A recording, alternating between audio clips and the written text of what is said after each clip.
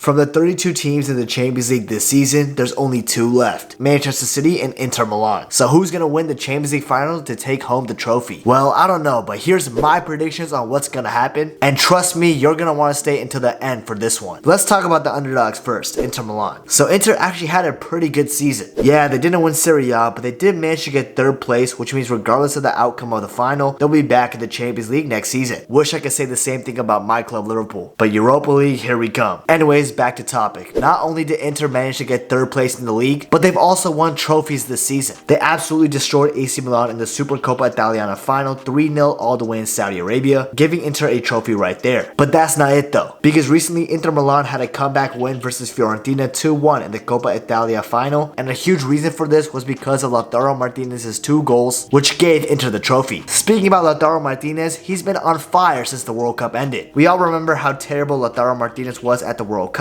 despite that penalty against the Netherlands. However, Lautaro has turned it around for Inter, being the captain of the team a few times and also bagging 20 goals and 4 assists since the World Cup. Also, most of Inter strikers have been out of form throughout the majority of the season, like for example Joaquin Correa, Edin Dzeko, and Romelu Lukaku have all been out of form. However, now in present day, they all seem to be back in form, because all 3 of them have been scoring goals in important matches, like the quarterfinals and even the semifinals of the Champions League. Let's talk about Lukaku more specifically though, because he's turned it around from his disastrous World Cup performances to now being a world-class striker again, with him bagging 7 goals and 5 assists in his last 10 appearances. Man, I don't know about y'all, but I'm seeing a direct correlation here. Right when the story started coming out that Lukaku is dating Megan Thee Stallion, he's been back in form. By the way, dating her is a huge W. Lukaku really winning on and off the pitch. Maybe Megan Thee Stallion's actually been a really good influence for Lukaku, and she's probably showing him a good time in bed.